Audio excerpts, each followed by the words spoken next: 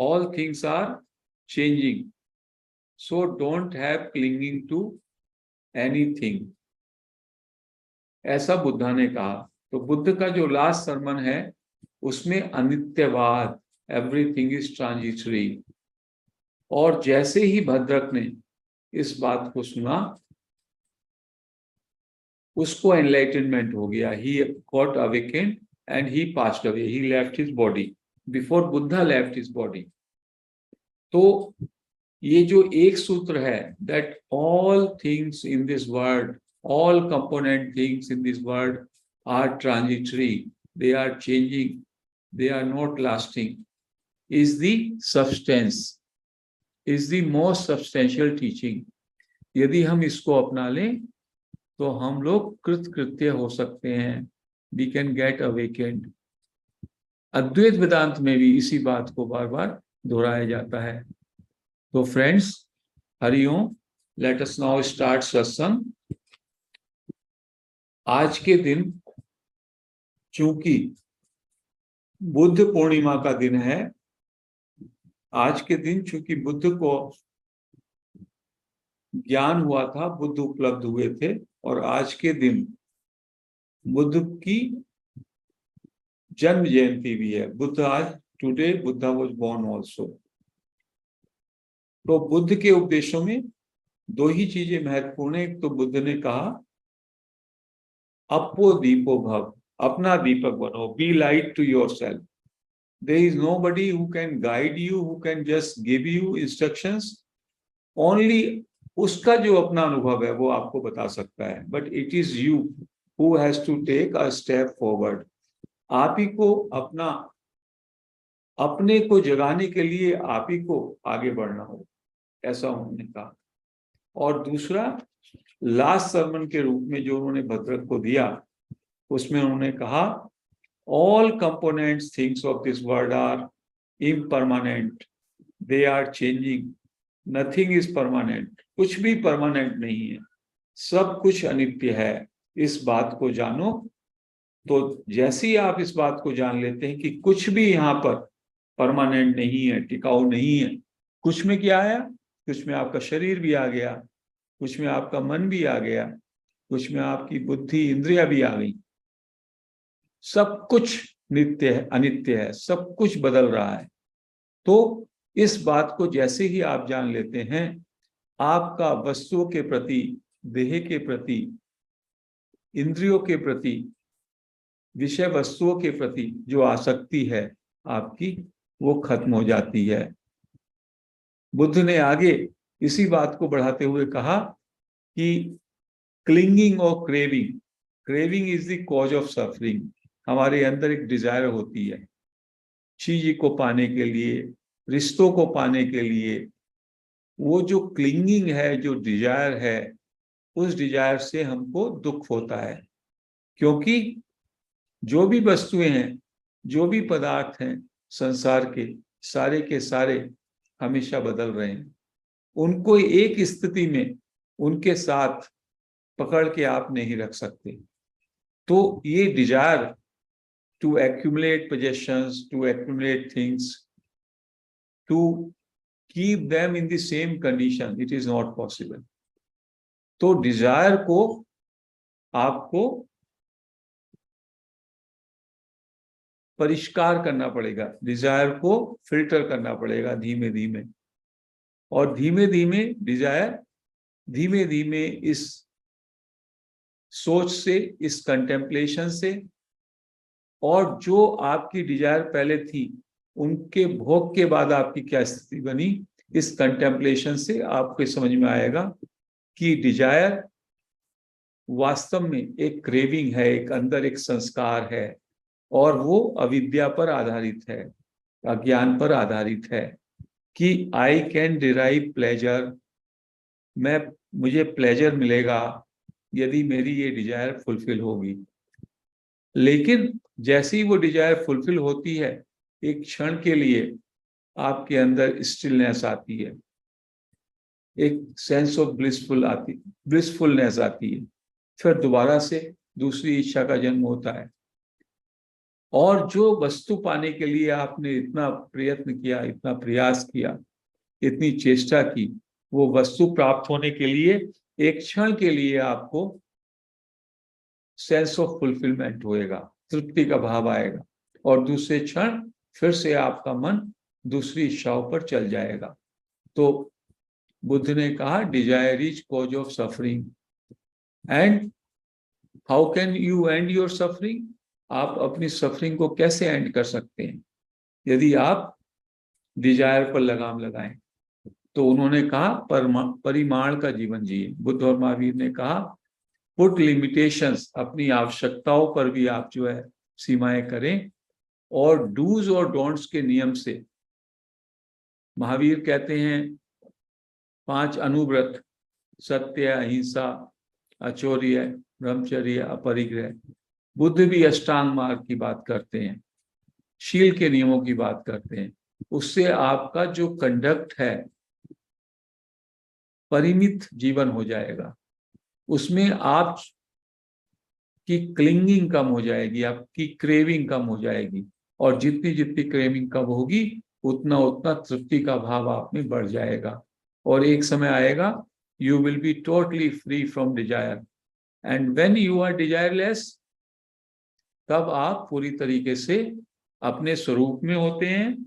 और आपको जब आपकी तमन्ना खत्म हो गई, वही स्थिति है एक जागृत पुरुष की, एक अवेकेंड मास्टर की, एक बुद्धा की। Buddha has no desire, common man has so many desires, we have so many desires, and all desires are based on ignorance, they are based on the fundamental ignorance, I am the body। मैं अपने को शरीर मानता हूं, मन बुद्धि इंद्रिया मानता हूं, और संसार की सारी वस्तुएं उनको भी मैं परमानेंट मानता हूं, अपने शरीर को भी परमानेंट मानता हूं और वस्तुओं को भी परमानेंट मानता हूं। उनका जो निरंतर परिवर्तनशील कैरेक्टर है वो मुझको दिखाई नहीं देता। मुझसे यही भूल होती है। जब किसी की मृत्यु होती है, मैं शमशान पर जाता हूं, शमशान पे जाने पर मुझे विरक्ति का भाव आता है, अरे ये व्यक्ति तो मुझसे छोटा था, ये चला गया, मुझे भी एक दिन जाना है। जब तक शमशान पे बैठा हूं मैं, तब तक मेरे मन में ये भाव चलता है टोटल विरक्ति का। जैसे ही शमशान से फिर वापस संसार में आता हूं, फिर मैं ये सोच लेता हूं कि मैं मृत्यु वो दूसरे को आनी थी, वो आ गई, मुझे तो मृत्यु नहीं आएगी। युधिष्ठिर ने भी यक्ष प्रश्न में, यक्ष ने यही पूछा था युधिष्ठिर से कि युधिष्ठिर हे बताओ आप कि सब में ज्यादा आश्चर्यजनक बात आपको क्या लगती है? What is the most surprising thing in this world? Yudhishthira ने कहा मनुष्य अपने चारों ओर हमेशा मृत्यु को देखता है, लेकिन उसको लगता है ये मृत्यु दूसरों के लिए है, उसे मृत्यु कभी नहीं आएगी। यक्ष उसकी बात से खुश हुआ और यक्ष ने उसके भाई जो कि मरे पड़े थे, जो शव के रूप में थे, उनको जीवित कर दिया। तो इस सूत्र को हम लोग को अनित्यवाद को, कि everything in this world is transitory, is changing, and therefore we should not attach to that, ये एक सूत्र है मजबूत, जिसको हम साधना में मुख्य सूत्र के रूप में अपनाते हैं।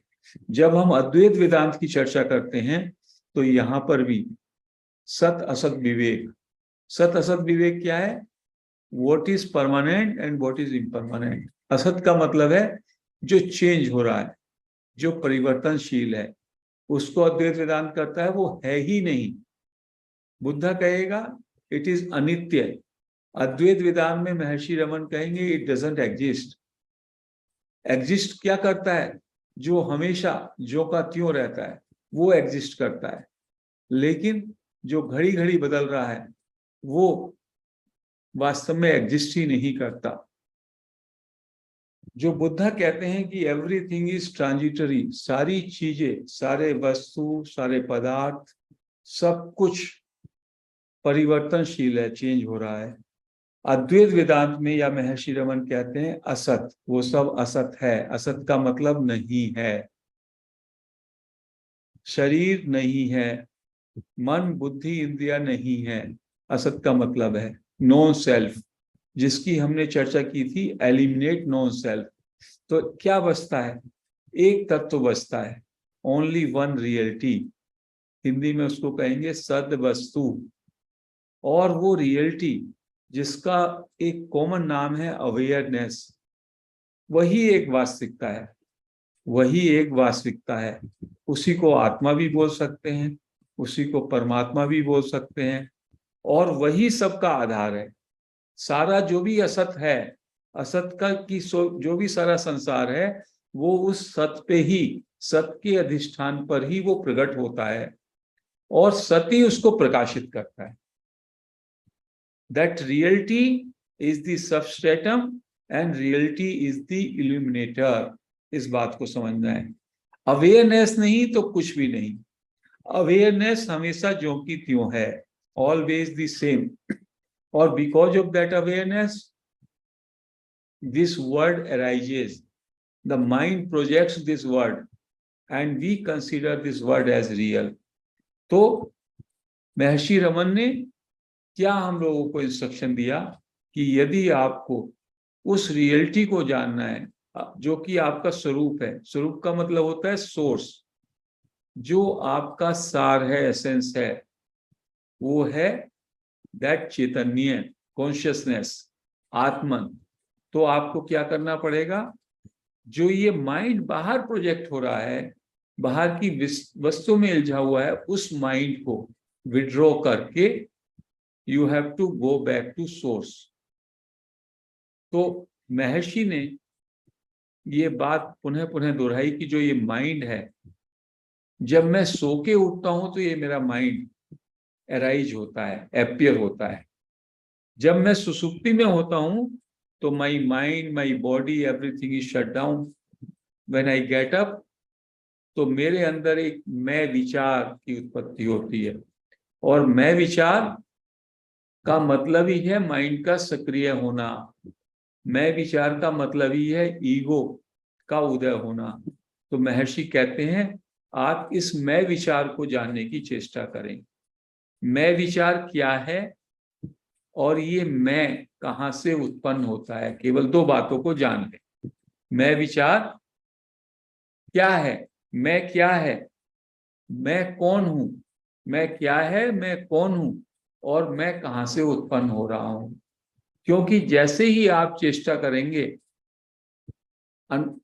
उसको कहा आत्मानुसंधान, मैं कहां से उत्पन्न हो रहा है, तो आपका अटेंशन सोर्स में जाएगा, मैं के सोर्स में।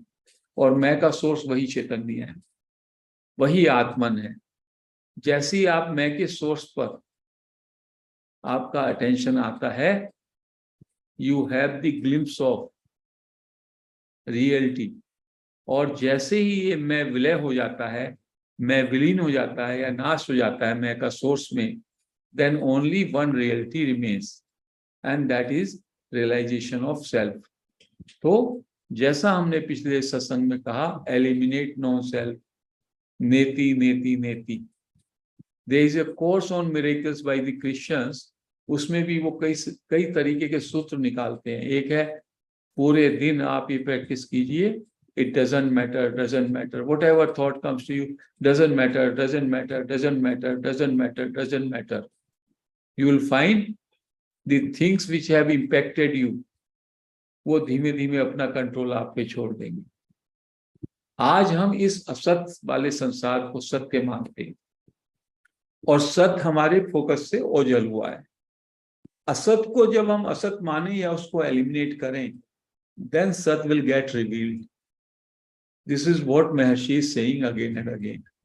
और एक बार हमारा सत से साक्षात्कार हो जाता है, सत का बोध हो जाता है, फिर असत भी, ये रिलेटिव ट्रुथ भी साथ में चलता है।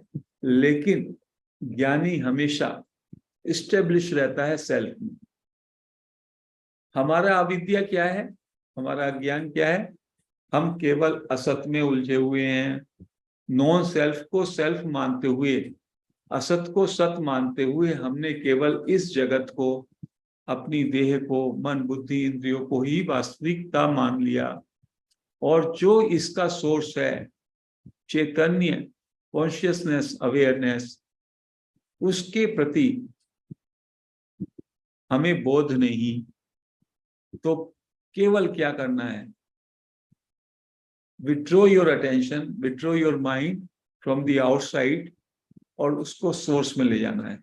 उसके लिए महर्षि ने क्या बताया, हु एम आई, मैं कौन हूं, ये पूछें, और मैं कहां से उत्पन्न हो रहा है मेरे अंदर, क्योंकि जब तक मैं नहीं रहता, I am the source, I am the self. सोते हुए आई एम दी सेल्फ, लेकिन उस बात का मुझे बोध नहीं, सोते हुए मैं मूर्छा में हूं। जागता हूं तो ये मैं उत्पन्न हो जाता है, और मैं के कारण मैं असत से जुड़ जाता हूं। तो असत की शुरुआत मेरे अंदर मैं की शुरुआत है। यदि मैं को इन्वेस्टिगेट करूं, ये मैं कौन है और ये मैं कहां से उदय हो रहा है, तो धीमे धीमे this will be journey home back, journey back home, वापसी हो जाएगी। और आई पे मैं जब भी होल्ड ऑन करूंगा, धीमे धीमे आई या मैं विचार डिमिश होता होता अपने सोर्स में, जहां से वो उत्पन्न हुआ, जो कि स्वयं में वन रियलिटी है, सद वस्तु है, वास्तविकता है, आत्मा है, उसमें वो विलीन हो जाएगा। और इसी को कहते हैं रियलाइजेशन ऑफ द सेल्फ। तो किसी भी तरीके से हम कोशिश करें, बातों को भी समझना है हमें कि व्हाट इज नॉन सेल्फ। जो भी परिवर्तनशील है, जो भी चेंजिंग है, जो असत है, वो वास्तव में है ही नहीं। है ही नहीं तो उसके साथ हम क्या रिश्ता जोड़ें। इसलिए मैं और मेरा कुछ नहीं, मुझको कुछ नहीं चाहिए। आत्मा को क्या चाहिए, आत्मा अपने में परिपूर्ण है। At source you are all, you are one only, you are perfect, you don't need anything. अविद्या के कारण, अज्ञान के कारण, चूंकि मैं अपने को बॉडी मानता हूं, तो I need so many things from this world which is projected through my mind। तो हमको धीमे धीमे शनि शनि सहज भाव में अपने मन को शांत करके हु एम आई के माध्यम से या आई एम टेक्निक के माध्यम से सोर्स में लौटना है। जितना हम सोर्स में लौटेंगे, we will get more peace, our thoughts will get reduced, and one time will come with the divine grace when this I or ego is totally destroyed or it gets merged into the source। तो आज friends, इस चर्चा को हम यही समाप्त करते हैं। हरि ओम।